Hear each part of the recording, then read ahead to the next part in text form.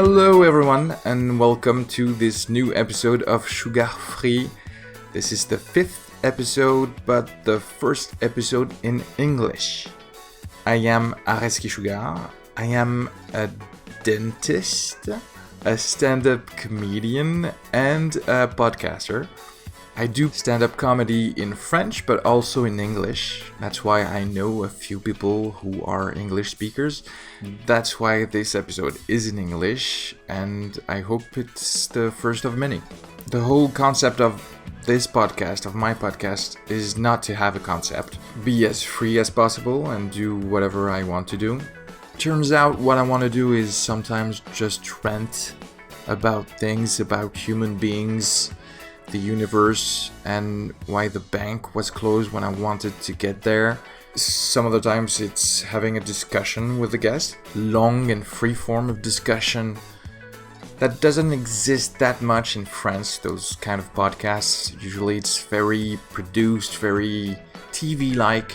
That's not what I'm into. I'm into just having time to discuss things, to get to know the person I'm with better, and having the room to explore ideas that are not so popular, perhaps. Anyway, you get the whole point. Another fucking comedian who thinks he has some revolutionary things to say, so he creates his own podcast. That's it. That's what I did. There is and there will be some short episodes of my stand-up sets. For now, there's just one stand-up set in French, but I'm thinking I might do the same with some of my sets in English. That was actually an idea of the guest of today, Carter Morgan. He talked about having sets on Spotify, and I thought, yeah, why couldn't I do it within my podcast? Two birds with one stone. And that's Carter. He's a stand-up comedian. He has great ideas. He's from Seattle. He came to Paris for 9 months, I guess, to go to clown school. And obviously go around the stand-up scene in English in Paris. That's where we met. He'll be at the Fringe Festival in Izambert this summer, and I had a great discussion with him. I hope you'll enjoy it too. Don't forget to, like the chougarfree page on Facebook, Instagram, Twitter, Carter Morgan's page, and don't forget those 5 stars on iTunes podcast, because I guess if you don't exist there, you do not exist at all. Enjoy, and bisous à tous.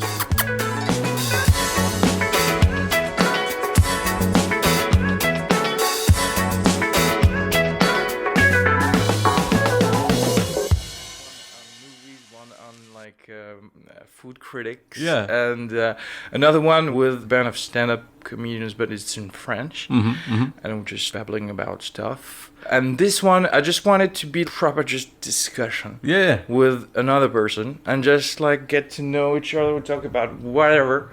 And I've actually not aired the first episodes yet.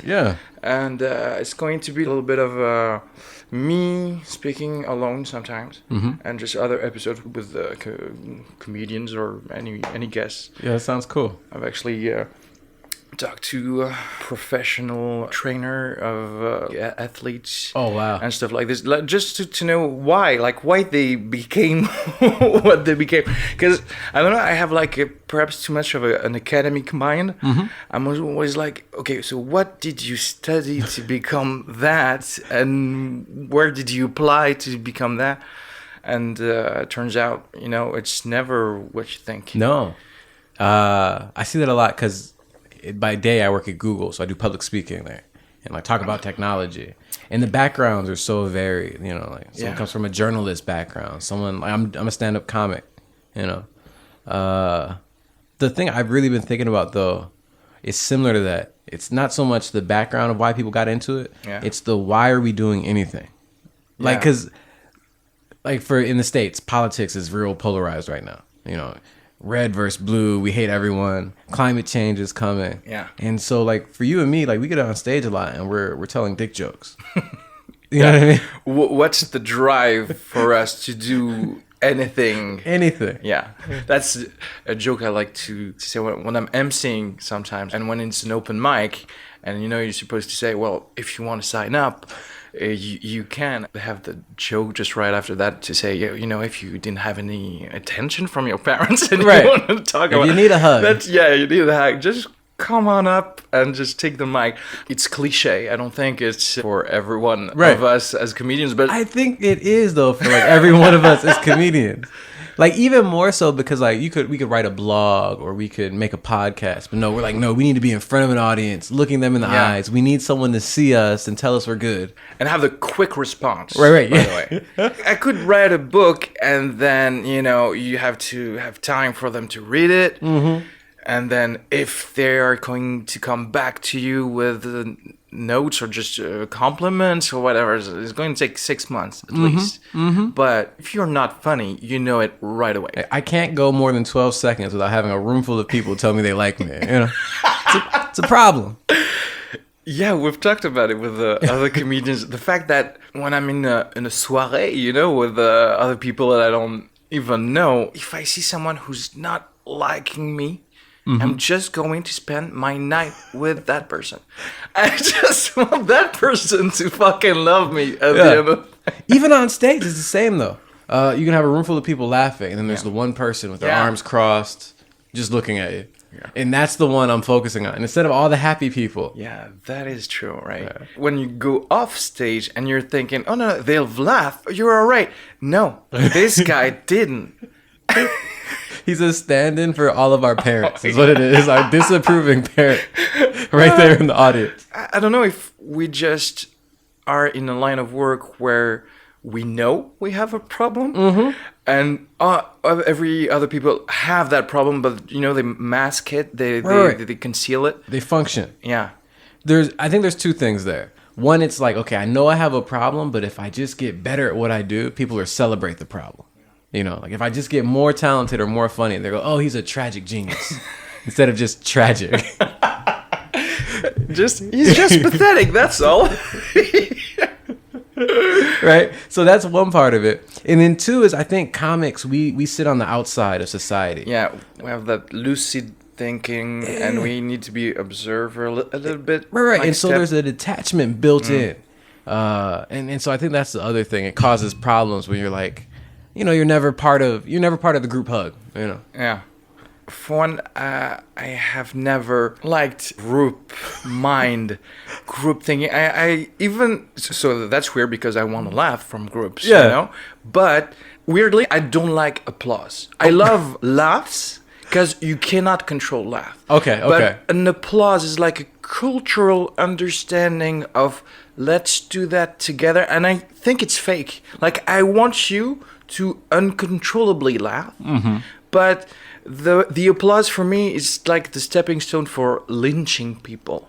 Because you're a group and you don't think really, you're just doing stuff because around you people are doing it. Someone clap, you and clap. Then so you do not exercise your own thinking, and I don't like it. That's gonna creep me out next time I'm on stage. A room full of white people clapping at my jokes. Do they have that much applause in the US, for example? No. I feel in France that's like, oh, okay, wordplay. Oh, that's big here. Mm-hmm. So we're gonna applaud that. I hate that. Yeah. So I've noticed in Australia and in France, audiences clap a lot. Yeah. In the States, we don't clap a lot. Australia, that's weird. In Melbourne specifically. Yeah. Yeah, and it's a weird thing to me. Because it's almost like you're saying, it's like, oh, we saw you tried something there. Cool. Or you said something I know about. Yeah. Game of Thrones. Okay, clap. In America, you see a lot of stand-up comics that are talking about sensitive subjects. They'll say something to get the clap first, just to get the audience on board. So they go like, I love America. America's a great country, best country ever. This is Chris Rock. You get the clap. Then he goes, for white people, and then he gets the laugh after. So he pulls everyone in, clap, clap, clap. Yeah. So I like the idea of being able to use that clap to accomplish something later uncontrollable. Yeah, to backstab them. Right in the, yes, done. Perhaps this use is better. Mass hypnosis, Mm-hmm. You're like, oh, you think I'm with you. Right. But then, and that's the baseline of a joke. That's comedy. Mass hypnosis, comedy. Yeah. So you started to do comedy in the U.S. You come from Seattle, right? Yeah, well, I come from Cleveland. I lived in Seattle the last decade. Okay. And I started doing comedy in 2016, beginning of 2016. Oh, so that's pretty recent. Yeah, like me, actually, 2016. Yeah, okay. Pretty new. And, you start trying to figure out, what I want to say, who do I want to say it to, how do I want to say it? Yeah. And that's it. And so I'm still figuring all that out, honest. Yeah, they say like for the first 10 years you're just I don't know if in France or in the US there's the same timeline. What I hear from every US podcast is like, oh no, for the first 10 years you're shit. And I hate this. Yeah. I hate this. I don't know. Malcolm Gladwell, like a pop science writer, popularized this theory. The 10,000 hours, yeah. Yeah. And even the guy who made the study said, look, this is not true. Some people it's 600 hours. Some people it's 10,000. Yeah. There's a lot that goes into it. And so like there's a whole generation of comics that are like, it's going to take me at least 10 years to get good because Malcolm Gladwell said so. And it drives me crazy. There is, I think, some kind of middle ground on all this. Yes. Because there are people who are thinking, I'm going to be shit for 10 years or whatever, and I'm going to grind. The motivation on that's good. Mm-hmm.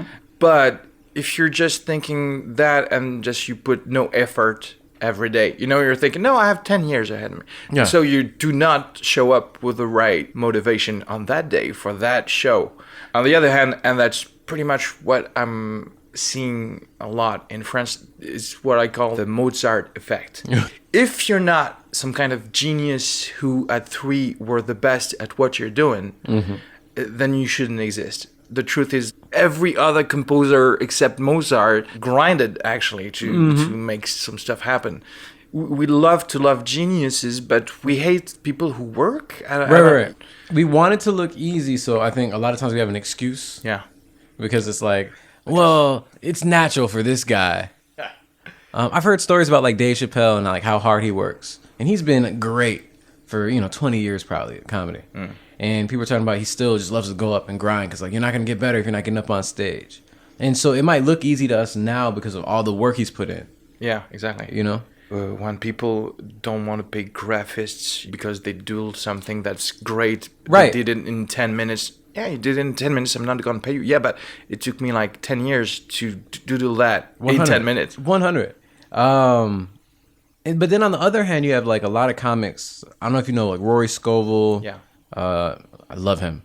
I love Rory Scovel. But Aziz Ansari, Amy Schumer, they all got like really good in like a 5-year window. Mm. Maybe not, great like a Chappelle, great. A Lucy K when he was at his prime, great. So I think we're limiting ourselves a lot by being like, well, it's going to take me 10 years before I'm, good enough to headline or good enough to be on TV or whatever. It's like, no. Go out there and do it as soon as you possibly can and understand that you're shit. You can improve, Yeah, you got to do it just 100%. And the only comparison you have to have is you yesterday. Am I just better than myself yesterday?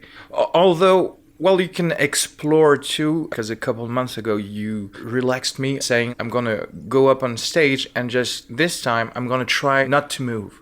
Yeah. Oh, God, that was so bad. I remember. Oh. Yeah, but the only today I want to explore something, want to see if something may rise up. I don't know. And you're right. I came in Paris like 6 months ago. Mm-hmm.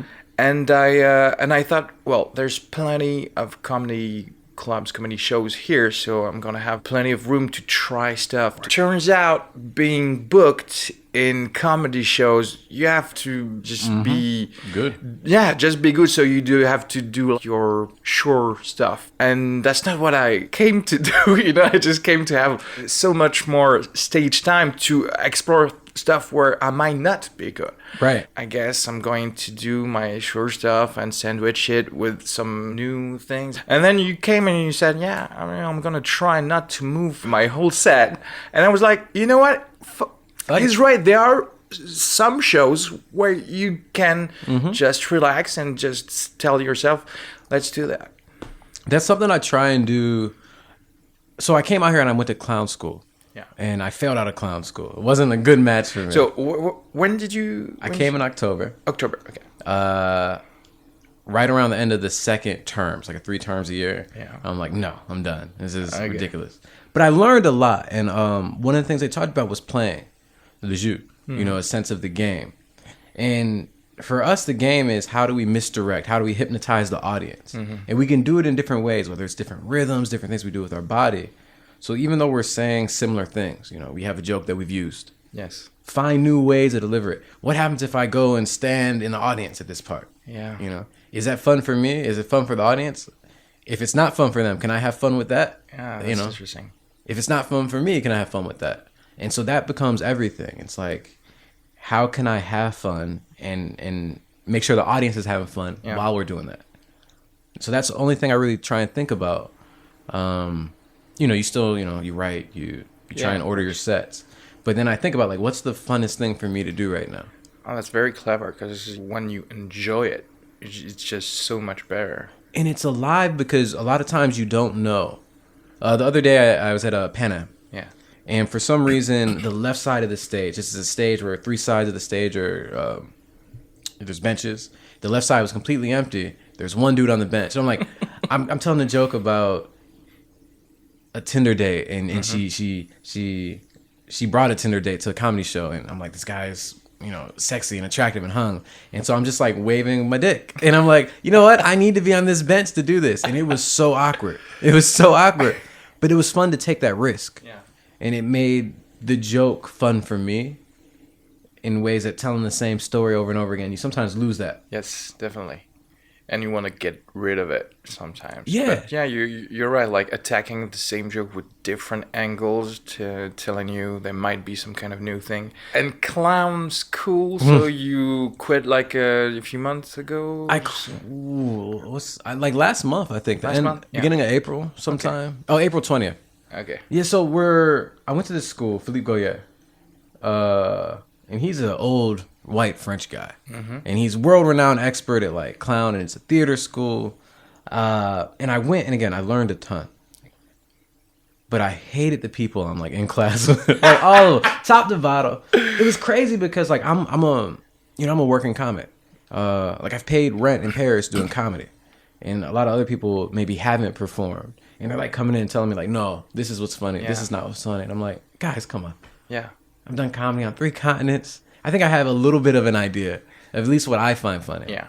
And so we end up doing this module called Bouffon. And it's supposed to be, it's a French tradition. And it's supposed to be like swamp people coming back from the swamps to make fun of the privileged people of society. Okay. And so the people in class are like dressing up like amputees. Okay. Speaking like they're mentally handicapped. Some people were in blackface. And I'm like, guys, this is not okay. This is not okay. Yeah, I remember the stories. This is not okay.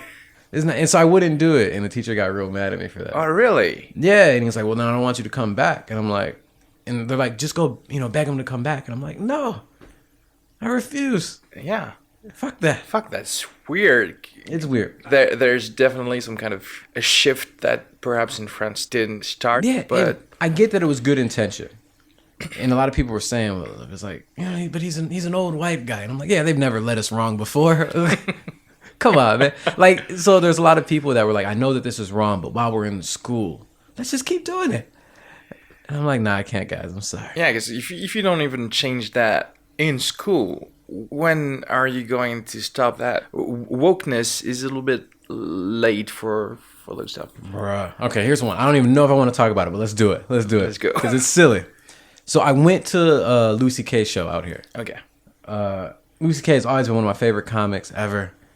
You know, one of the wokest comics I ever thought, like a champion for women's rights and equality. And then, all these stories come out about Louis C.K. Yeah. And so I go to the show because I want to see it firsthand. People are saying like, oh, it's horrible. He's being mean. Okay. It's not funny. And I'm like, there's no way. This is Louis C.K. He's apologizing. Something. Yeah. I'm like media twist things, So I go to see it. I go to check it out. And I'm in the audience. And I'm talking to some of the people in the audience. And everyone in the audience is like, yeah, what he did isn't that big of a deal. There's no problem. And I'm like, oh, shit, I'm here. I'm one of these. Is it like I somehow ended up at like a white power rally or something? It's difficult because, here we had, during the Me Too movement, we had like Catherine Deneuve and really famous actresses that said something like, it's part of the game or stuff like this. So there's definitely culturally some kind of integrated racism and sexism that's going to take a little bit more time to get rid of, I think. let the old guard die. Well, even in the States, Dave Chappelle, he's got 4 specials on Netflix right now. And one of them, the last one, is like live at the Hollywood Palladium. He's just sitting down and he starts talking about Me Too. And he's a 48-year-old black dude. And he's like, yo, these girls got brittle spirits, man. If they're letting some dude like jack on the phone, be like, yo, I'm quitting comedy because of that. And it's fucked up because I don't know if it's because I'm a man or from a patriarchal society or because I'm a black or because, you know, maybe it's true. But there's part of me that understands that. You know what I mean? Yeah. And so I think it's really interesting how much energy this has. Yes. The Me Too movement. And it's needed and it's necessary. And I'm still not 100% sure where the boundary is of like... I have some kind of strict mind. I like laws. I like where I know where the limits are. Yeah. And that's the whole point of every social advancement is there's actually no limit. It's all about discussion and context. So I'm digesting it because I want to show people that they all have the dark thoughts, right? You know, that's human nature. Yeah, that's human nature, and I like to pull that thread. Do you have some kind of message on your joke sometime? Me? In general, but do you? I do because I think that everything we do is political. Yeah. It's gonna sound crazy, but like if we buy beer, 1664, we buy beer. That's supporting some company that's doing something. Yeah, so you vote with the money. Right. Yeah. And so same thing with the things we say on stage, especially when you have a platform. Yeah. It's like I'm either reinforcing or cutting down the status quo. And so a lot of times I'm thinking about my jokes and who do they impact? Who are they making things easier for or poking fun at? So like a lot of people get on stage and they'll make fun of like other races and the way they talk. Yeah. And I'm like, yo, that's really just saying like, yo, it's funny that you're not white. Yeah. And I'm like, I don't want to say that on stage. And there's a lot of that. There is. And, and the thing is, like you said, it's always a moving target. Yeah. So there's things that I don't know I'm backwards on, or I don't know the effects of some of the things I'm saying sometimes. But the simple fact that you're thinking about it, that's more than a lot of people, I think. I hope in trying to find ways to make it funny. And so I have a joke. I have a joke I love and my sister doesn't like. Because she's like, yo, it's making light of like, Black America, cops are shoot us sometimes. She's like, it's making light of that. And the joke goes something like, I come from a place where people that look like me, black and beautiful, we will sometimes get shot for shit like selling CDs. And I hear that and I'm like, who's still buying CDs? And I like that joke because I didn't say that what should be funny what I should be paying attention to is that why are you getting shot? Yeah. That's in the audience's head now. Is what I hope. While you're working on a joke, you might like stumble and do the wrong thing and just realize, oh no, if I'm doing this, I'm actually attacking the wrong stuff in the joke. And that's why I'm really advocating for a lot of freedom when it's nightly shows. Open mics. And when you're working it out, because sometimes I just say some wrong shit. But I'm learning a lot about my jokes too. But yes, when I'm doing my 1 hour, I have to reread everything I've written, and I'm saying, okay, this one, what am I saying right now? Yeah. So I'm not saying everyone should do that. I'm saying I do that because I feel every action has consequences, and if I can actually put a highlight on stuff while making a joke on it, I love it. Doesn't mean I'm not going to go to like a Sebastian Maniscalco show who's just doing jokes about anything, and sometimes a bit like of daddy jokes of Italian conservative stuff, and I will laugh at that too. But I agree, if it's like just old, let's say racist or just sexist stuff just for the sake of it because we're using cliches that are actually fading right now, you're just playing to the wrong stuff, I think. Right. Is it something I've never heard before is the thing. Yeah. There's people that like, so this is one just for me. I think anyone should be able to talk about what they want to talk about on stage and just have to deal with the consequences from the audience. Yeah. Like freedom of speech for the performer and freedom of like so you're for hecklers. Yeah, I love hecklers, to be honest. But I don't get horrible hecklers anymore. I just get people that are like talking, you know, and they're like they're part of it. We're creating something together. Well, you're giving them a little bit of green light too. Well, everyone has a different vibe on that. Yeah, and I like it just because I think of comedy like a jazz improv, and I'm just trying to create something in the moment with the people in the room. And it means that a lot of times my comedy doesn't translate well to video yet. Like I haven't figured out that jump of like how to keep that same energy. I don't know if there are CDs of jazz improv. You know, that's particularly the specific stuff that you have to be in the room. It's like emceeing. No one is going to put a video of him or her emceeing, but you can be actually pretty funny just responding to someone sometime. Yeah. It's like improv. They attempted it to do TV shows on improv. Never worked. Because you have to be in the room. You have to... Except whose line? Whose line is it anyway? It doesn't translate too much. But I would go to the opposite of that on my sets. Because I don't even want the audience to stumble upon my rhythm. Right, because you prepared something. Just laugh at the end of everything. But... So for me, it's like I realize that a lot of times I don't know what's funny. Yeah. Like the audience, they'll find something funny. And if I can be sensitive to that, then I can play with it. It might be the way I stumble trying to word something I'm going to talk about. The other day I was talking about like America, and I said because multiple times. Like I'm going back to America and I'm not happy because, and they started laughing at that. Yeah. So you just keep playing with that. And so the thing that becomes most important is like maintaining, for me, that laughter and energy in the room more than saying something. Okay. And then because I'm being myself, the things that I want to say start coming out. Of course. So do you write a lot of stuff beforehand, or it depends on the show? I write a lot before, but I'm trying to write to find out what I think about something. Yeah. So generally what I'll do is I'll start with a prompt. I'm heartbroken by this girl right now. And then for like 25 minutes, I go, why? Because this. Why? Because that. And I'll just keep doing that. Okay. And eventually that gets pretty like funny or humorous. You know, you cut through the bullshit. And that's all I'm trying to do is find something real. Yeah. And then I go back and I try and structure that as a joke. What's the comic idea here? Okay, well, how could I escalate that or make it funnier? What's a good way to end that? And then once I know those things, and when hopefully I'm on stage, they can come out more organically. Yeah, okay. And so one of my problems right now, and again, you know, only been doing this a little while, is I'm not very good at like having a set list. Okay. I get real stiff when I have a set list, and it's like if it doesn't feel right, I'm not as connected to the audience. Okay. Like segueing from one thing to another, you mean, or? It's more that I stop listening as well. Like, so then the audience will find something funny, and I'm like, no, wait, I got to do this next thing next. Yeah. You know? We're just opposite people. I'm just starting right now to relax more on stage and feel them and feel what they're laughing at, and just saying, you know what, I might have a set list, but I might change a little bit of stuff and just allow me to have a little bit of improv to segue to another thing. Yeah. For me, that's just stage time, because I'm just way better after 3 nights in a row, and then I'm like, okay, that's good.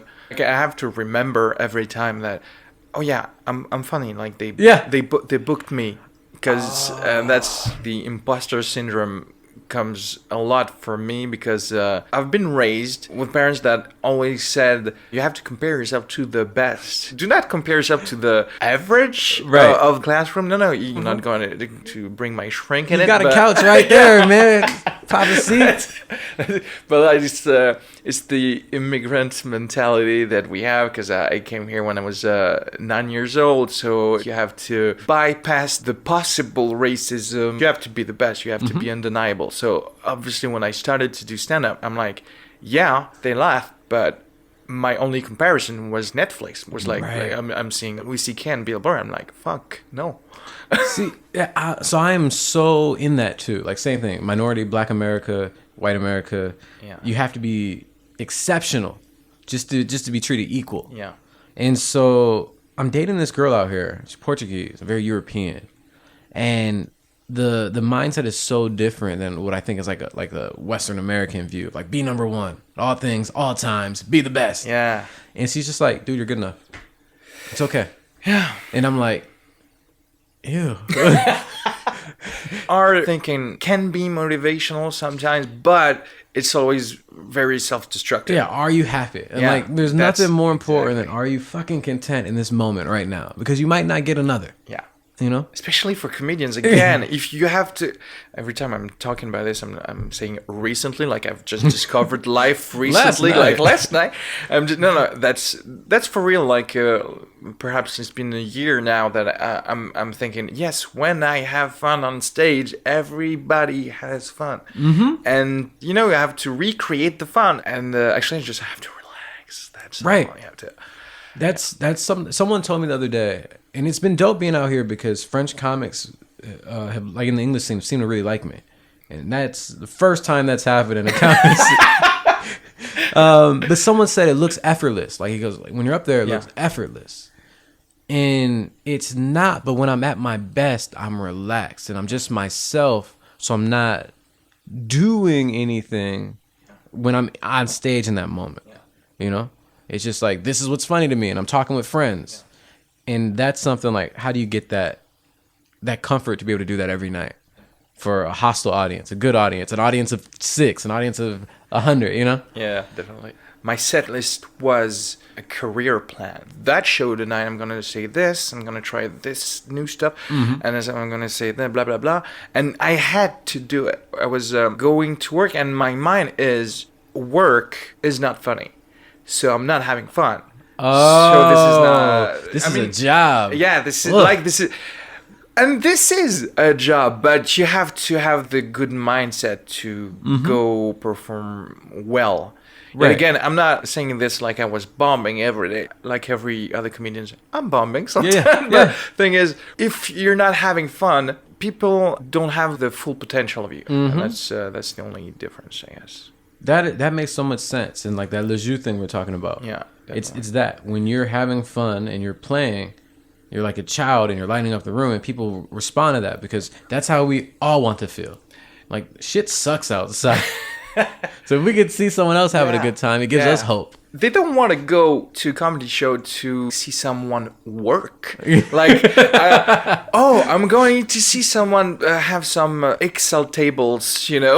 Right. I've done that all day. I want to escape from my day-to-day life. Yeah. So what you just said and what you said about imposter syndrome, to me, they're so wrapped up together. Because I'm in the middle of this, like, you know, there's highs that come for a couple months. I'm the funniest guy in the world. And now I'm like, I'm shit. Just kill me. That's just anxiety and depression that we all have. But because I'm doing Edinburgh Fringe. I've got this show, month-long festival show. Yes. I haven't done long sets since I've been to Paris, so like 9 months. Yeah. And I'm going to be doing, half hour, 45. And I'm like, oh my God, I'm not good enough anymore. And there's this idea of like, people don't want to see you work. My performative skills aren't where I want them to be. Yeah. So I'm like, I'm going to be doing this 45, and I want to be like Dave Chappelle. I want to be like Richard Pryor. I want to be, Carter Morgan in my head. Yeah. But the reality is, I'm not there technically yet. Like, the things that I vision in my head. And so that makes me feel the imposter syndrome. And then I'm on stage and I'm trying to do these things. Yeah. And I'm working again. And it's this weird cycle of like, fail. Yes. And so here's my solution to this right now. Or I'm trying to work on it. I heard Bill Burr say in an interview one time, he says, every year, I treat this like an athlete. So I have a special a year, and then after that, it's like the off season where I try and build a new skill, and then that goes into the new special. So I'm like, if I'm doing, say I get a good half hour at Edinburgh, release it. That's where I'm at right now. Yeah. And then look at that. What's one skill I can build for the next one? Yeah. And if I can release another one a year, 6 months later, keep adding to those skills. Yeah. So I've got to learn how to be good enough right now, or at least say, I'm going to put this out right now. Yeah, I think that's the good way to do it, because you have to be incremental on the skill you want to add, but don't think of all the skills you don't have. Like, I have to add this and that, and that's where you're never going to achieve anything. I'm starting to do some stuff like that, putting some videos out, putting some stuff out to and they're good. Just have the cycle of, listen, I've done that. it's cool. And then I'm going to work out something more, just one thing more. At least you have some positive feedback. Hopefully. Yeah. Hopefully you're not going to commit suicide just right now. And then you add some stuff. You're not doing a marathon tomorrow. So we're not complete opposites. We agree. We agree with that. The thing is, like, we never really look back and say, like, look at Kevin Hart's first specials. Okay. Look at Richard Pryor's first stuff. We look at their greatest stuff or their most recent stuff. So even if we're putting out, like if I put out this Edinburgh special, objectively, compared to what I'm doing 5 years from now, it's going to suck. Yeah. And if that's true, no one's ever going to look at it again. No one's going to bring it back up and be like, I don't know, man. You're pretty funny now, but yesterday you were, You know? Again, it's like you have to chill about love. Yeah. I have a lot of nights now. So here's what I think. Being good means you rarely have bad shows. I think being great means you rarely just have good shows. And I'm good. Like I'm good. I rarely have like horrible shows. The scale is just pushing to another level. Yeah. And again, good is so relative. I'm good at doing these shorter sets now. I can't say I'm good at doing half hours or anything yet. Okay. You know. So again, different levels as we grow in our career. But like I was watching last night's set, and it was horrible. I was so bad. You record everything? Yeah, I record everything. Most of the time I just do audio. Okay. And now I've started doing video because I'm trying to work on some performance stuff. Yeah, it helps a lot. But I was real upset because the host before the show got real upset with me. Because he recorded videos for months. He was recording videos of people performing. And then he used them in a marketing video. And I'm like, don't use video footage of me. Without asking you? Without asking. All right? You got to protect your brand. Yeah, of course. And this is from an open mic, too. So it's not even, like, good material. Yeah. Yet again, we're talking about, like, the same stuff earlier. Like, if you were working out some stuff and you just said something wrong. So don't want that out there. This was billed as, like, Carter Morgan's going away weird open mic show. People are going to roast and stuff like that. Carter's going to go on last. Whatever. That's what it was advertised as. Okay. And then I'm like, dude, take this video of me down. Right? And the dude got so mad. He's like, okay, you're going on first. You're getting less time, and we're not going to do a roast. Oh. Right before I went on. One of the most fucked up things, one of the least professional things I've ever seen. Right? And I'm so not great that I let that affect me. And I had like a horrible, because I was so pissed. And I'm like, how do you be funny after that when you're pissed? And you don't want to ruin the show for other people. And so, like, that's the next level, is like when you can be automatic or maybe so authentic that you can connect anyway. I don't know. Yeah. That's the Seinfeld quote, I think. Yeah, you're funny, but can you be funny Tuesday at 8 p.m. after your girlfriend broke up with you? That's a hell of a quote. Yeah. That's a professional. Yeah. That's the thing. And if you think about it, you are a professional when you do that, because people who are listening all have a job. And they do go to work when that happens. You know, shit happens. They go to work, and perhaps it won't be the best work they've done, but they showing up and they're doing at least like some kind of minimum stuff. And yes, it is weird for us because you have to have a state of mind that's awesome about it. And I have to say I'm guilty of being probably like a prick on people around me just before a show. I'm like, I have to be alone. I'm just alone, and if like some things show up and that's a problem, just don't tell me before a show. Right. Just write down. But the fact is, I'm better and better to just put that aside now. Well, so I'm thinking about control, and like if you don't control your career, your avenue for expression, then other people can always fuck around with you. So like running your own room, then you say, look, I'm gonna get this much time. You know, I'm going to have this type of show for the most part. If you have your own equipment to record your special and your own way to release it, then you have the ultimate say in what your art looks like. And so I just think like career growth, it's like, yo, man, we got to start owning. Like, so you have your own podcast, like 14, 15 podcasts, you know. Listen to me 3 times on Wednesday, 4 times on Friday, and only once on Monday. But you have a unfiltered access to your audience. Yeah. No one else can take that away from you. That's important. Santé.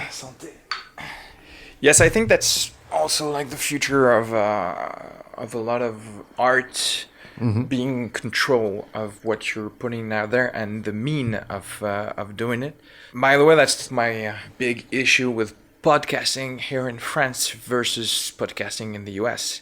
Podcasting in the US just came up as a response to big networks, Mark Maron or Rogan or whatever. Like, I'm doing my podcast with my computer and I'm having guests that I chose and I'm saying stuff that I want.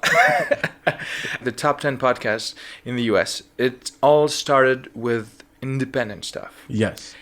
Thing is, we're just a little bit late here in France. And what happened when they saw podcasting was big in the US, the radios in France just ate the whole pie of podcasting. And now if you see the top 10 most listened podcasts in France, it's all shows from radios. So there's not the fourth power of the people who are taking stuff back for themselves. Big companies will dictate what you should listen and how you should listen to them, etc. That's why there's very, very few 2-hour podcasts here in France or 1-hour podcasts here in France. They're always like shows for 20, 30 minutes max. See, that's interesting to me. So, all right, something I think about a lot. There's this article, it's super popular for like online entrepreneurs, called 1,000 True Fans by Kevin Kelly. Yeah. And the idea is that if you can find 1,000 people in your niche on the internet that are willing to give you $100 a year, that's a pretty nice living for like an independent, small artist. Yeah. And so this idea that like the networks are dominated by what big business says we should be doing. Short podcasts, 4 minutes, catchy jingles at the top, whatever. But if you can find people that are just invested in you, you don't need to find that many to support yourself. Yeah, and do not have to sell yourself on some stuff you don't want to have. You don't want to be dictated. Like Carter just said no to a clown school, so I don't think you should invite him. Fuck him. Yeah, fuck you. I'm just choosing my stuff.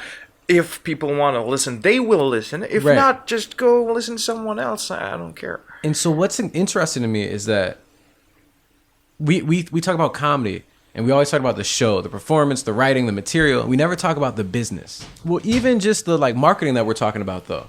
Like, so we're talking about things like barrier of entry, or how hard it is to get into an established market that's being dominated by big corporations. We're talking about control and access to your audience and your fan base. So maybe growing an email list. Louis C.K., Kevin Hart in the States were really good at that, growing their email list to sell directly to their fans. And so anytime I'm doing something, I'm always thinking, how can I steal people over to my brand? I used to be funny on social media when I didn't have anything to promote.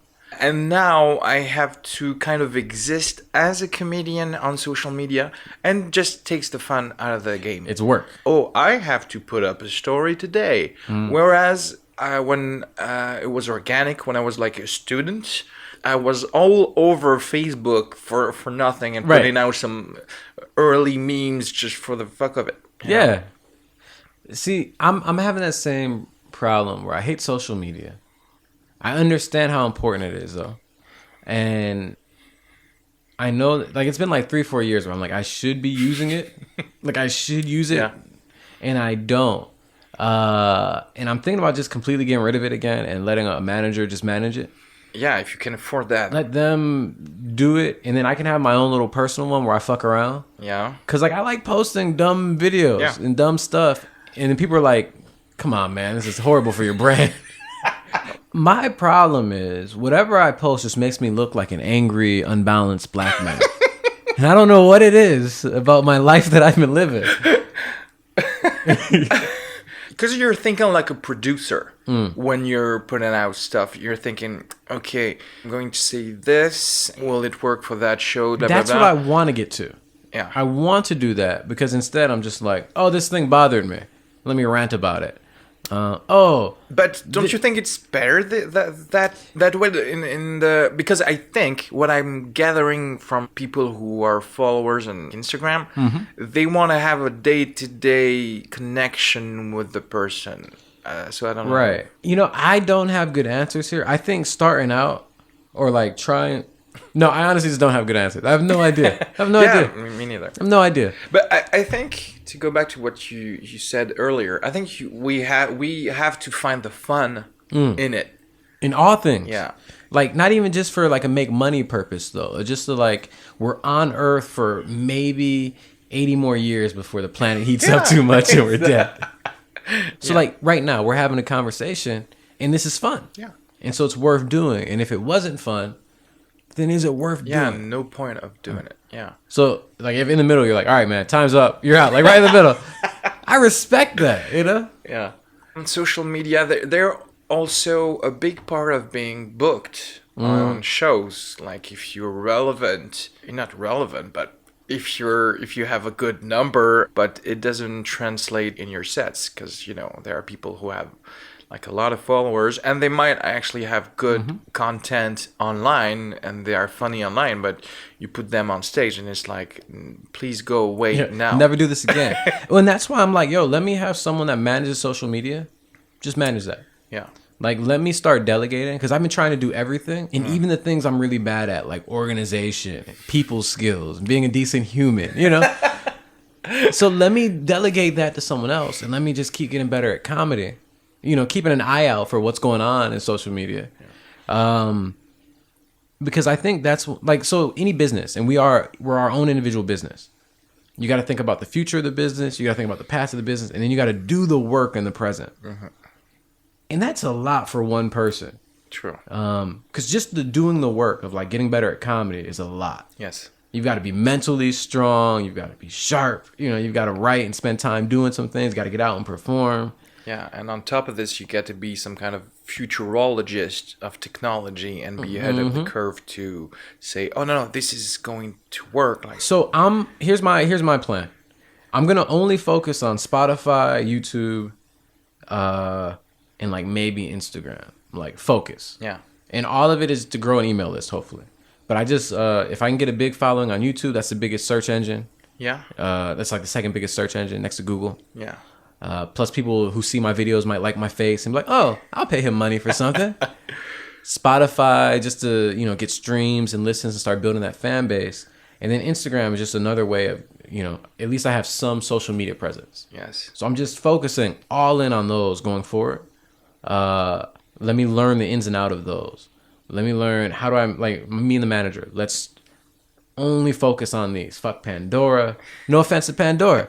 Fuck Pandora. Yeah. Hey, you cannot have energy on stuff that will not pay. Right. And the only goal, I'm not trying to get money from streams or ads on YouTube. It's just to get people to go, I really like this guy. Huh. If I start a Patreon, if I say on the email list, yo, I got a new special out, $5. Can you help me out? I want to be able to go directly to them to get money. Yeah. Instead of trying to go through other people. Because if Spotify takes me down one day, then my income is gone. Yes. And I think that's also the future of, I don't know the word in English, mécène. Does it ring a bell? When you were an artist in the Renaissance, you had like rich patrons, I guess. Patrons. Yeah, that's true. This, but like broken down in 1,000 people. 100%. Yeah. Thing is, we always have the sparkles in our eyes for TV or stuff like this, for movies, but if people like what you're doing, why not? They'll buy you a coffee. If you buy me a coffee every couple of weeks, that adds up. Yeah, definitely. You know, and even more though, you said like the TV, the dream and the sparkle of the TV. I think we've got to get out of this attitude of waiting for other people. So like, you're like, I want to start 461 podcasts. You set up this system, you made it happen. Yeah. So if you want to be on TV, it's like, yo, I got an iPhone, I've got audio equipment, I'm beautiful. Definitely. You know, so like you act it, you do it. So that's kind of stuff I'm thinking about is like, how do I set up my life now where I'm producing and creating and producing? Because I've consumed a lot. You know, that depression. And I'm like, I'm just going to read comics for the next week and a half. And so I'm trying to like, can I retrain myself to, if I'm depressed, I create. Instead of just like taking in more Game of Thrones. All right, I got a question for you. Tell me. Something that's not comedy. What are you interested in? Again, that's still art, but I love movies. Movies. Like I have a podcast about movies. Found the Sounds, by the way. We have a couple episodes in English, so you can listen to them. And, what's the most recent one about? Pet Sematary. Yeah. The Stephen King adaptation. Mm-hmm. Was not good. Was not a good movie, but we said that again in a discussion form. Rises up some ideas and some arguments you wouldn't have if you're just blogging right by yourself. Yeah, by yourself. The whole confrontation of ideas for me, that's really fun. So movies, podcasting. Like I'm listening to a lot of podcasts because I'm a dentist too. Oh well. And while I'm healing my patients with my powers of dentist, I'm just listening to podcasts. And that's because, my brain just want to eat stuff. And then... Do you ever slip in your own podcast? And you force the... Yeah, you should subscribe and have a tooth scaling for free next time. No, I don't do that. I don't do that. I would love that. Oh, man. I'm a geek. I love fantasy stuff. I love science fiction. I love a lot of things. What started that? You know what? I think as a kid I was naturally drawn to anything like it, like science fiction. I remember my father used to tell me stories to go to bed, but like those stories were actually movies. He would just told me, he just plagiarized movies. You thought he was so creative. Yeah, I was like, what? That story is amazing. Turns out it was Planet of the Apes. Yeah. And that's probably why I just love sci-fi and stuff like that. I'm also really drawn to, like, I'm a dentist, so I went to dental school. I had like a science background, so I love science. And it is weird though, all those scientists, they always love fantasy too. It's always science and fantasy. You don't hear too much geekness on the thrillers. Drama documentaries. Yeah, I mean, they probably watch that too, but the cliche is scientists are geeks and they love Dungeons and Dragons. Yeah. Yeah, why is that? I think it's because there's rules to these worlds. Yes. And so you have these scientific people that are always trying to figure out what are the rules. Yes. Do these rules make sense? And then when you find something where someone constructed something that does make sense, you're like, oh, this is beautiful. Yes. I've said it before, but we find everything political. And I think the most interesting political analysis are always in science fiction. I've seen that a lot. Because good science fiction, if you set up a world with this technology and this technology, you have to think about all the repercussions on the social level and on the political level. And usually it's really well done in science fiction novels. And when it's someone else who's writing it, someone who's used to like write other kind of novels, they miss the thing. So, no, that makes a lot of sense. I love that idea of like hiding political messages in other formats. Yeah. I think this is why music is so powerful sometimes, because you hear this dope beat. This is America with Childish Gambino. Yes. If you just hear the song, you're like, oh, there's nothing political about this. Yeah. And then you see the video and you're like, what the fuck? And so being able to like, you have the world of Dune and something like that. And it's like, oh, what does this mean from like a quality standpoint? Yeah, in our world, what does it translate to? That I love. For me, it was different. I thought we were gonna say a similar origin story. Like, my dad used to. I was like, he beat you? No. But for me, it was like I like seeing the hero rise. I've always wanted to be that hero. Yeah. And so I can read these stories, and for a second, I can be empowered, be awesome. Yeah. Save the universe instead of that's like the whole Joseph Campbell. The hero's journey. Yes. Yeah. And the hero with 1,000 faces and stuff like this. It just tells you that all the stories you've heard in science fiction and fantasy, or even in drama movies, it's religions have the same stories. It's just like a retelling of the same story on different putting accessories. a white guy here, a black guy here. It's the same. A fat bald Asian dude here. It's always some kind of superpowered people who walk on water and just shooting stuff out of their eyes. And that's funny because it tells you how much the human brain, doesn't matter where you came from, you just want to have this story and just recreate the same story to, I don't know, to soothe yourself, but also to unite to the same stories. Fiction was the only thing that we have created as humans that actually define us as humans. The second we have created narrative, we created fiction, and then we all got jobs and started eating salad. Exactly. Then we went to the moon. Because the second you reunite around an idea and not just about geographically or really like down to earth stuff, the second you can say, oh, you're thinking the same thing, then we will, I don't know, fight together to keep that or stuff like this.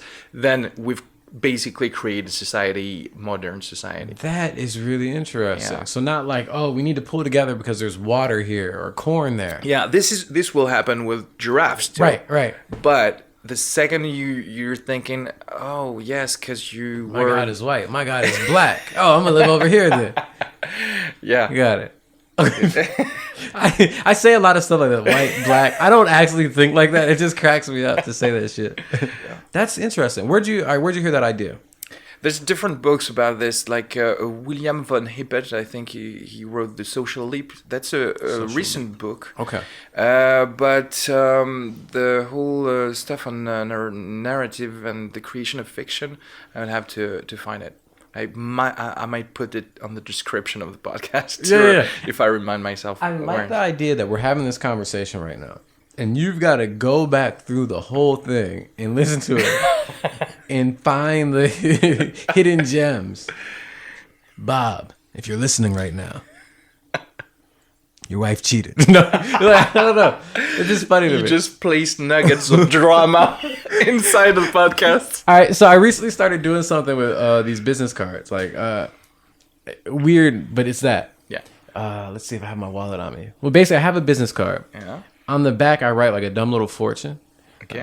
Bob, one day you're going to see someone that needs a hug. Different every time. They're different. I think as I keep doing this, and I find ones that people like, I'll start repeating them. Yeah. And then I'll create sketches around those and send people a sketch after. Oh, that's fun. So a dumb fortune. Like, Bob, one day you're going to see someone that really needs a hug.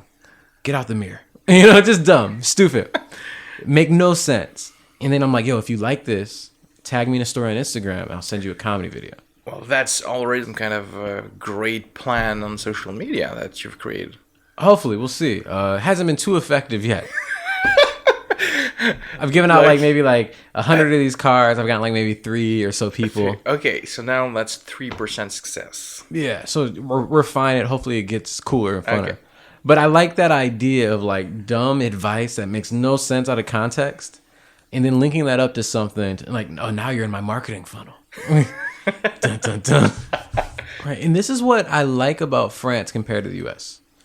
From my understanding, if you do a certain number of shows in France, you can get a stipend from the government, like an artist. Yes. Right. L'intermittence, as we call it here. L'intermittence.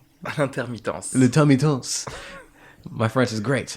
And so I think it's cool here in France, and I haven't seen this anywhere else yet, where you can, everything you do doesn't have to be like a marketing ploy. Like in America, where we don't have those same kind of maybe a socialist program there, where it's we're going to support our artists because art is what makes a country great. Everything you do has to be yeah, can I get $1 from this? And I hate that.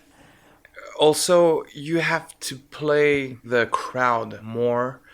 Sometimes you have to put art out there that's not going to be Avengers. And you're not going to please everyone all the time. So yes, I would say perhaps that way of working here with the intermittence could help fringe comedy or whatever. All right, so you brought up Avengers. Have you seen Endgame? Yes, I have. Have you talked about it on your podcast yet? Not yet, no. Can you give a teaser of what you would say about it? Was it a good movie, a bad movie? Was it predictable?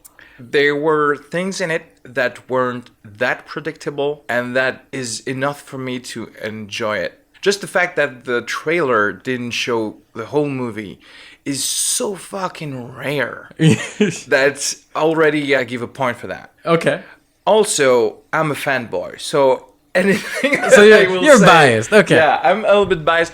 what I like about superheroes and the comic books you see behind me, they're usually like comic books written by smart people. Again, the whole political repercussions of having a Superman in the real world, and it's not really well thought out in those movies because it's Disney and you have to please everyone, so you cannot have an ideology to promote. Right. Like Black Panther, for example. Ugh. This movie is about an African country. Yes. And there's nothing more American than this movie. Right. The hero has to go to the US for a while. The FBI is the good guy and they save us? Oh, I'm sorry. Weren't you guys assassinating our political leaders throughout the 60s and 70s? Yeah. Oh, and that FBI. I almost rooted for the quote bad guy and not the... And I was 100% rooting for Killmonger. The thing is, there's no debate on ideology because you can't have a debate on a Disney platform. And the answer will certainly not be, well, yes, we have to take some government hostages to change the world because no way they're going to root for like some kind of weird terrorism. Right. Is it terrorism if you're just doing what the ruling government did? Like, is that terrorism or is that just government? You know what I want to know. Again, that's context because, you're a terrorist one day, but if you win, you're the patriot of yesterday. Right. So, and then not only this movie, but other movies in Marvel, 22 movies now, I think. 22, 24, Yeah, they dodged a lot of good and interesting questions, and they could have added some dialogues which would have been interesting between people. Yeah. Give me one example. Civil War, I don't know if you're like the one who wants to add all the superheroes to be government employees and the other one don't want to because, governments can change and people like Trump, for example, might be the leader of and stuff like that. This is very interesting, but they avoid real debate and they put some fight that just deviate from the real question. And the only political Marvel that worked was actually the first one, the Iron Man movie. With the weapons of destruction? Yes, but it was the apology for capitalism. So that's why it didn't disturb anyone. Right. But that's the thing. You can do something that promote an ideology. I might not be a fan of the ideology, but your movie will at least have some kind of message. Sorry to bother you. Great example. Great. Oh, we've actually talked about that movie. I was in a French podcast, but that was in French. And Troisième Rang. I will give you the link. I don't know if is your French any good to hear? No. No. I know how to say like vraiment. Vraiment. Vraiment. I just repeat that and people are like, oh, that good. Well, this movie was fucking. But that's the thing. Boots Riley, director, is a Marxist. Yes. So. It's like, yes, everything he will do and every album as a musician are political too, and he do not pretend to sugarcoat anything. Right. What I like saying like overtly or explicitly political, because again, everything is political. Yes. But all right, something I really liked about Endgame, I think about writing structures a lot. You know, like there's always a setup, a situation, and then there's a complication.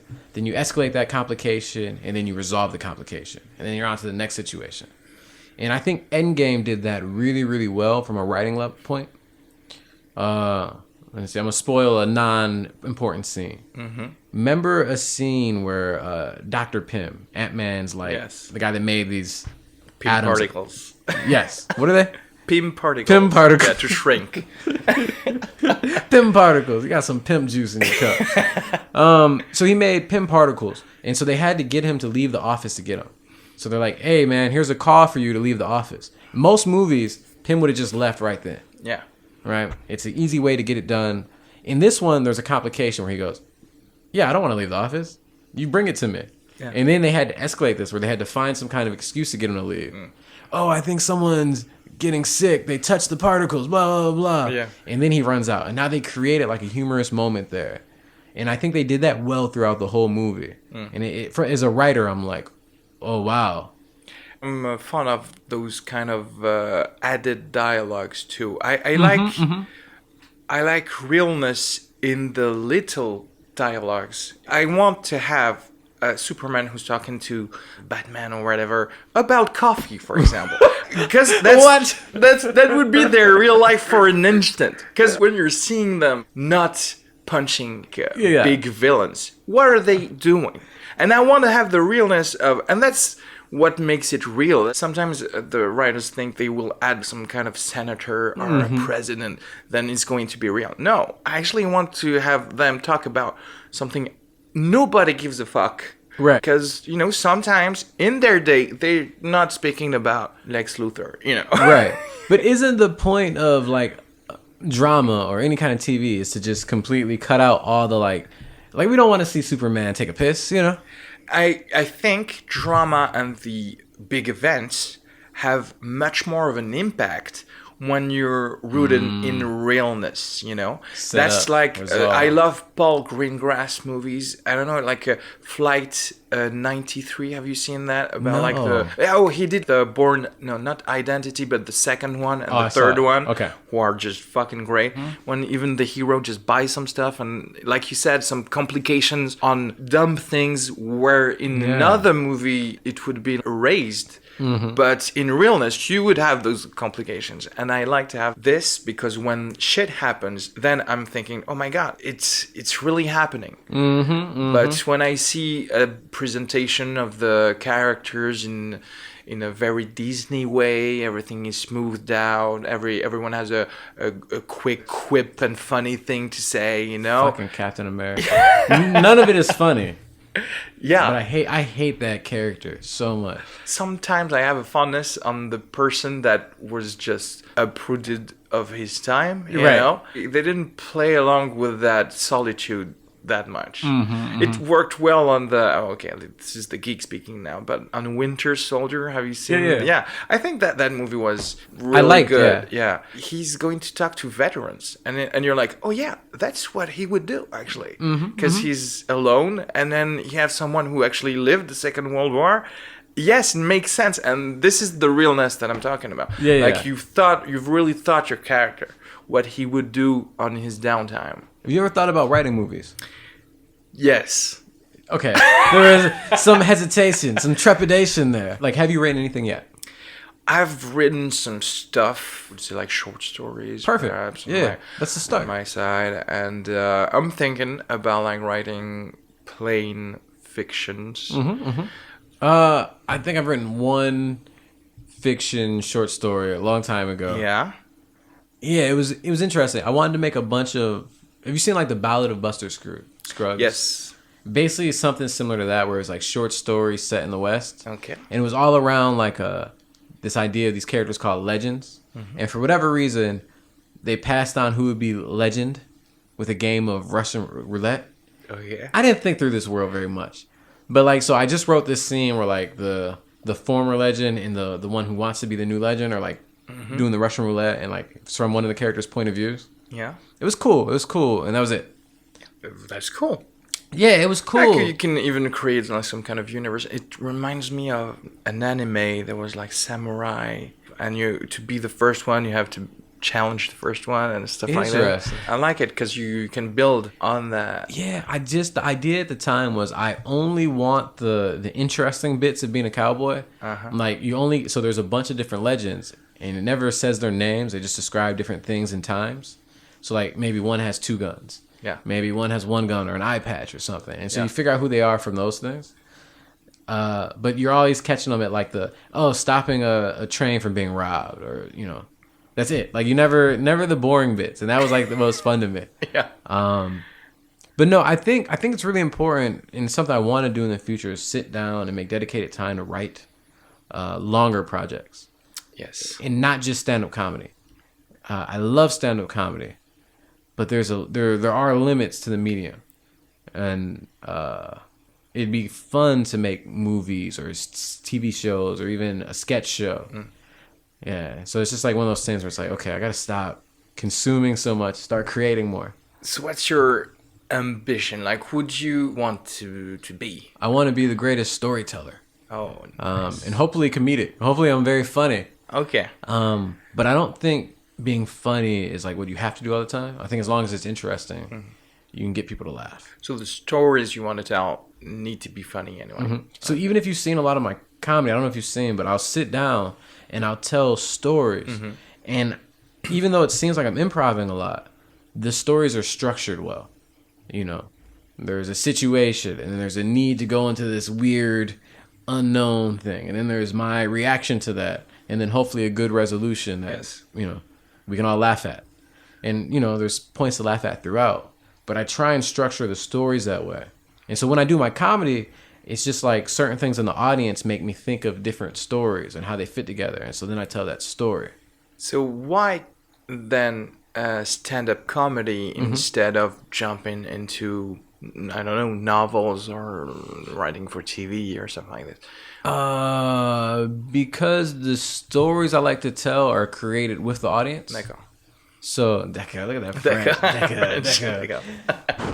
So I think it's really important to, like, if I just sat up here and told a story, it wouldn't have the same energy. It's fun when you're talking to an audience and you see things that they get, things that they don't get, and you hammer that. So, stupid example. I was telling a story about falling off a bike. Okay. And I fell off this bike, and above my head was a poop. And I always say that. There's a poop. And then one time there's an audience member that's like, what? Because they're French. They didn't know what poop was. So I'm like, a shit, man. And then I spent the next, 20 seconds. French people don't shit, and I was playing with that. And that was like, the story changed because of that. And that's what makes it fun for me. Okay. And so I like the... So you use the audience as your crew. They're my boys. Yeah, it's like boys to write. It's like hanging out with friends and stuff. Okay. And that's a feeling I don't think you get in any other medium. Have you ever tried storytelling scenes in the US? Because here we don't have anything like it. And I'm always hearing stuff about like American people, I've gone to like one or two. Again, what I like about stand-up comedy, and what I don't like about a lot of storytelling, stand-up comedy is a vulgar art. You curse, you talk about shitting and your dicks and horrible things that you shouldn't never say. Mm-hmm. It's in seedy bar basements. There used to be smoke in the bars. People are getting drunk. It's the underground. Yeah. Or it's as close to the underground as like someone as clean as me can get, Like I'm never going to be a gangster, but stand-up comedy makes me feel like I could be. Yeah. And so I like that of it. Like storytelling, like The Moth is so like pretentious. Like, okay. I went to Harvard, and let me tell you a story. I don't want to talk to that person. I don't actually know the vibe of it at all. It's not always like that. It's just stand-up comedy is like you have the lowest of the low in society, and that's where I feel comfortable. Okay. You know what I mean? Yeah, I understand. A little more elegant than that, then it's already too much thinking on the appearance or right. That's what politicians do. Yeah, exactly. No one likes politicians. Yeah. I think stand-up comics are like the new style politicians, where we want realness and we want rawness, and we want people that are of the people and can relate to the people. So I do think of stand-up comedy like it's like being a politician, except likable. And you change nothing, exactly like politicians. Yeah, and you fail repeatedly, right? So that's why for me stand-up comedy, it's a way like with stand-up you have this immediacy that we talked about, the needing the hug always, but then also you can talk about things that you can't talk about in real life. Like when you're on the stand-up stage, you're empowered to be more than life. So if it's just you and me and we just met for the first time, there's things that we couldn't talk about. But we get up on a stand-up stage, and one of the first things I say a lot of times, I lost my virginity young. Yeah. Right from the get-go. Right. Without any, people in it. That's what I've been told. I'm kind of a secret person, but also I have no intimacy because of stand-up. It's like... Oh, yeah. I just can bring all the depth that I have and the little things that would take, 2 years to know a person but just straight up giving it to the audience. Yeah. And that, again, I think that's what great artists do in any field. Like if you listen to Prince, and when Prince is singing, he's bearing his soul to you. And he's not saying it in the words, but the subtext is like these things that would take 2 years to know. Here they go. And I just think stand-up comics, we're just not talented enough to do that, so we say it with words. Yeah. Yeah, we don't sing it. Well, all right, here's what I think about the structure. Because I think you find the real thing you want to say. Maybe the thing is I'm angry. So that's simple. I'm angry. There's a lot of different ways to say I'm angry, depending on the audience. Like, I'm really upset right now. I'm fucking pissed, depending on who you're talking to. So the structure is just rhetorical devices to make it easier for the audience to understand. And so I think the structure is important And that's why I try and focus on it. But it's only important to convey this real, truthful thing. Yeah, I cannot go against it. Right, because the audience expects it and they've been trained to hear it this way. And so sometimes I can use that structure to mislead them, but a lot of times I'm using it because that's the most efficient way to communicate something. Yes. And so a lot of what I do is I study, like, how does Richard Pryor tell a joke? How does Dave Chappelle tell a story? Because they have all these rhetorical devices that they built up, over their careers. Let me borrow those. You know what I mean? Yeah, they are like stepping stones on languages. 100. Yeah, and it's weird because when you have comics together, we can talk about like for an hour on which brand we should say in a bit that would be funnier than another. I don't know. No, if you say Coca-Cola, I don't think so. You should say Pepsi. I am not into that minutia. Like a Seinfeld cares. Yeah. And I'm more like, if the thing I'm saying, because like Seinfeld wasn't talking about too much. Yeah. And so I think if the thing you're saying is like realer or truer, it doesn't necessarily matter that you get all the words right. And especially if you're connecting with the audience in that moment. Yeah. The feeling is what they get, and that's what they're laughing at and riding along. I would totally agree with you if I hadn't rewatched some of my sets, and I've changed a couple of words. And when you rewatch it, the feeling that you get is, oh yeah, this word is funnier. Yeah. It's like we could have argued about it, and just saying it, just tried it and rewatch it, and then you think, oh yeah, okay. Yeah. So this is the experiment has concluded. I definitely think there are certain words, like, so that joke I was telling earlier where I said like there was a poo near my head, a poo. Yeah. That's funny to me, and so that changes how I tell the joke. Is that there was a shit near my head. Yes. It's a different energy. And so yeah, I do think there's different words that are funnier. And then I also think certain comics have more fun saying some. Yeah, because they have the way of saying their P's or their R's, and there was a dude that always said like what, and it cracked me up. And I couldn't tell if this was like an act or just him, but it was dope. Yeah, you can see them evolve too when they still have some kind of old videos, and then you see, oh, you haven't quite figured yet not your persona, but like your speech, and then they get it, and you're thinking, oh yeah, that's the funniest you can be. And that's where I'm at right now, where I've had some shows where I'm like, I really like this because my voice when I was doing the comedy was musical, it was jazz, the rhythm was perfect, in a rhythm that existed in a way to pull in the audience. And then there's other shows where I'm just talking. And I think when we're performing on stage, the just talking, like we would do in everyday life, doesn't belong on stage. Because if people are going to come and pay to see you, we should be showing them something that they couldn't see in a coffee shop. Anywhere else, yeah, okay. And I'm not there yet. It's driving me crazy because it's all I can hear when I like listen to my recordings. Like I'll be doing a joke and I'll be talking just like this. And I'm like, yeah, this is funny.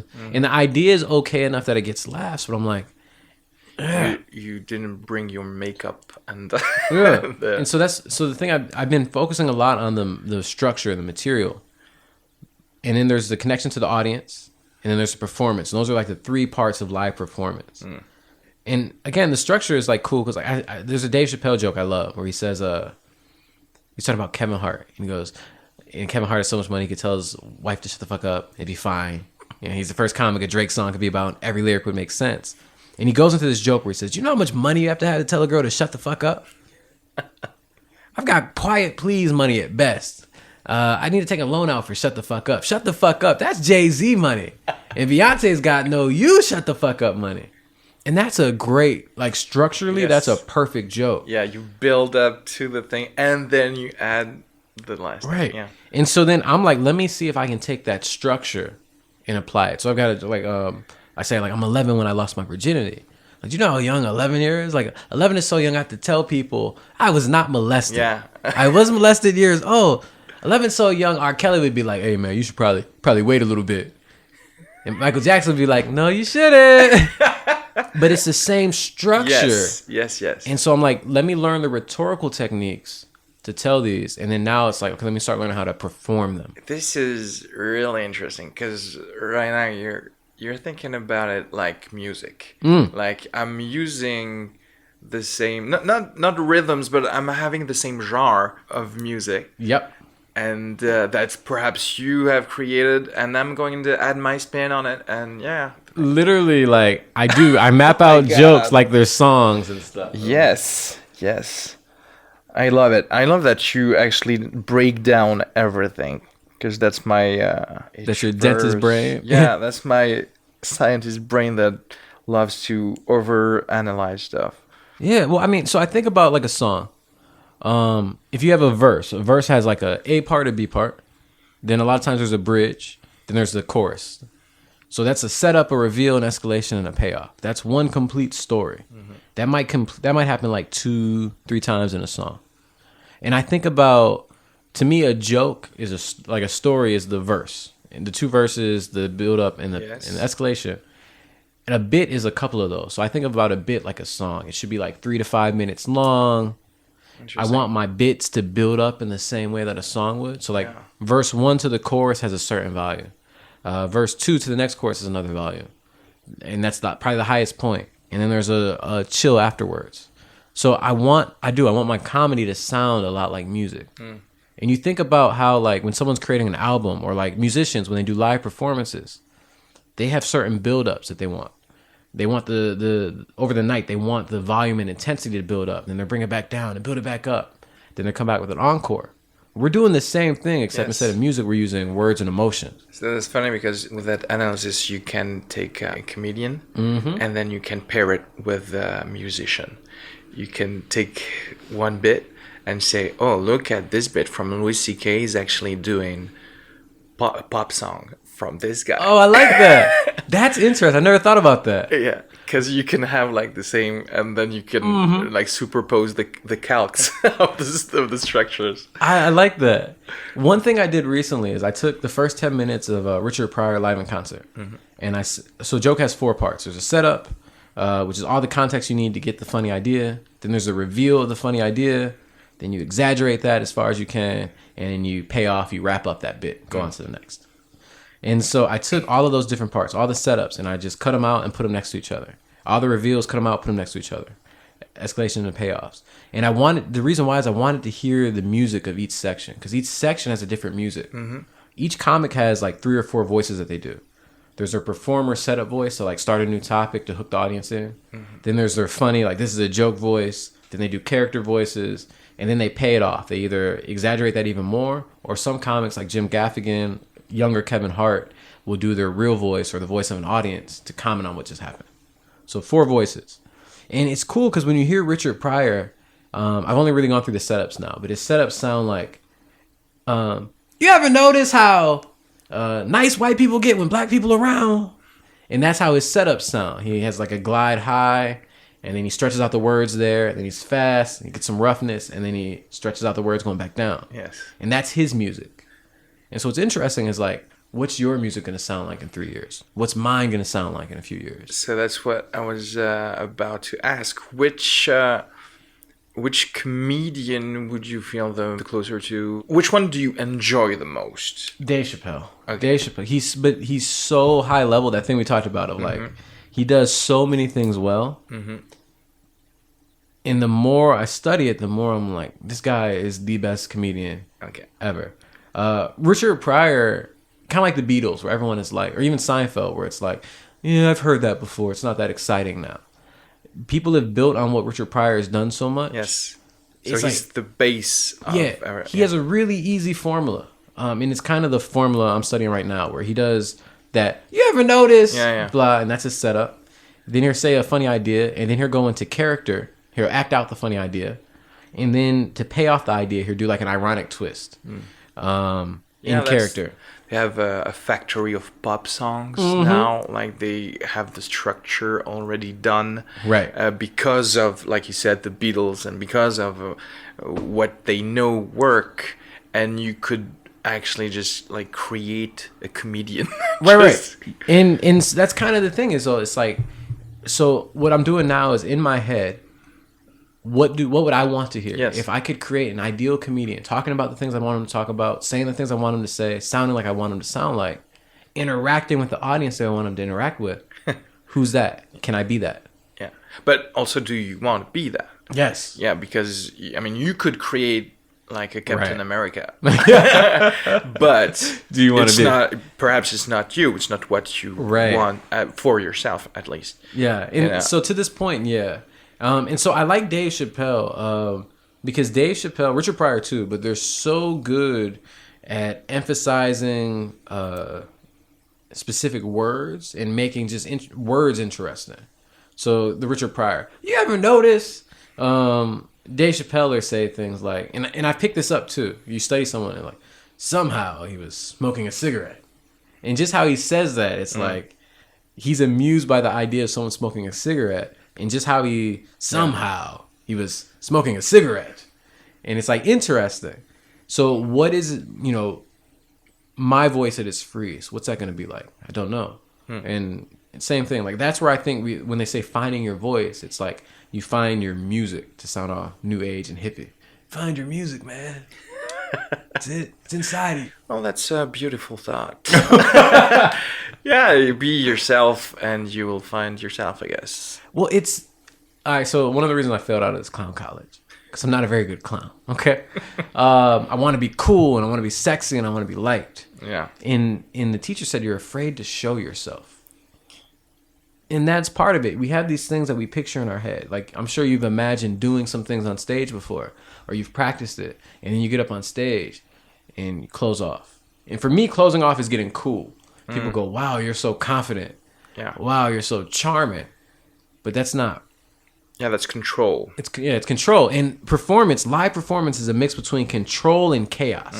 If you think about a tightrope walker, they're walking across on this tiny little line from point A to point B, and you see that they have so much control over their body. You know that they belong on that tightrope, but then they fall, and it gets you, and you're completely entranced in this performance, and they repeat and do that again. Right. That's what we're doing. I like to think of it as extremes and in-betweens. So your setups and your reveals are the in-betweens, and then your act-outs and your escalations and your payoffs are the extremes. My comedy lacks a lot of the extremes right now. Is it because I've done like some theater classes and improv also, and there's this fear of ridicule. I don't know if it's that we want to get 100. far away from us because we have jokes. I think both of us that not requires us to look cool, but to project at least some I don't know. I think distance. We think that they require us to look cool. Yes. You know what I mean? Yeah. We're talking about important subjects. Yes. But I think we're basically better than you. I'm better than you. I'm better than you. And that's what we're saying when we get on stage and we try and be cool. And I think the audience senses that. I think it's that fear of failure. What if I'm not funny? What does that say about me? I need to be liked every 12 seconds. Right? And then the fear of like also, and I think this is much smaller, but I think it's what we tell ourselves. If I'm too goofy, maybe I'm going to cause harm, and people are going to take this serious thing I'm saying, or this important thing, and say I'm treating it lightly. And I think we've got it. Someone told me, Noman actually, he said, the most important thing that happened for me in my career was I stopped caring what beautiful women in the audience thought. I can tell that you care what beautiful women, and I'm like, no, all women, any woman. Like I don't care how pretty you are, like me. Yes, he is full of wisdom. This one, but that's the thing. Also, when you have a brain that's over-analyzes stuff, you also want to analyze stuff when you're on stage, while you're on stage, and that's the worst thing that can happen to you. It's got to be completely separate. Yeah. And that's the thing. You have to reunite those people in you. Just get rid of it. Like say, oh, I'm on stage. Let's be here now. Let's all those Eckhart Tolle thing about like live the moment and stuff like this. But it is true because you can feel it. You had shows when you were 100% in it, and you fucking killed. And there's no mystery in that. Or not. Well, if you were 100% in it and you lived that bomb 100%. Bam. You did all you could do in that moment just by being there. I feel that. You had said something, and I somehow forgot. How long? Yeah, how are we running? An hour and 50 minutes, I think. Should we? Yes. Yo, Do you wanna plug your Fringe thing in Edinburgh? Yeah.